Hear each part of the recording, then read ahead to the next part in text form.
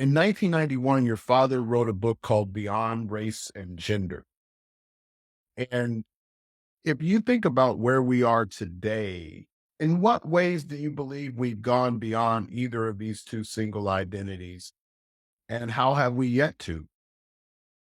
I think definitely we've expanded in the conversation of DEI and just the DEI space, the demographics that we're talking about. On one level, we have race, gender, and then just the plethora of dimensions, demographic dimensions, just because they are limitless. And there's just so many. And those each over time have come into play, not only into play, but been addressed through legislation. Many have been addressed through, and the legislation has been expanded to address concerns there and inequality there. So that's one way that we have expanded, gone beyond race and gender. I think the challenge, though, in the ways that we haven't, though we've expanded that the pool, so to speak, of the mix in terms of what falls under diversity, I think we need to, what we haven't is expanded the conversation.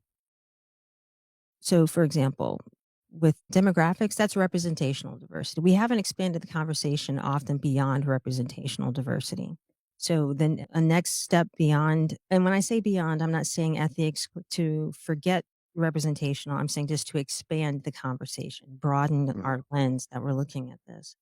I'd say the second, not only do you have just like the representational diversity, but you also have to manage differences. I know that oftentimes people say when we have these conversations, I think people walk away with that all differences are important, like all the time.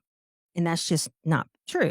It's not, our brains can't function. That's why when you do talk about biases, our brains automatically filter things out that aren't important for this specific context. And so everything is contextual.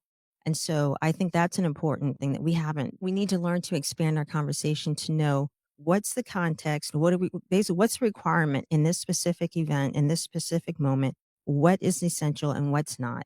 And that means that there's some things that are going to be prioritized and there's some things that aren't. That means that in another situation, the things that weren't prioritized before could become the priority. But there has to Sure. be, we have to develop that ability to flex when we need to and to know what we need to flex and what we need to turn to.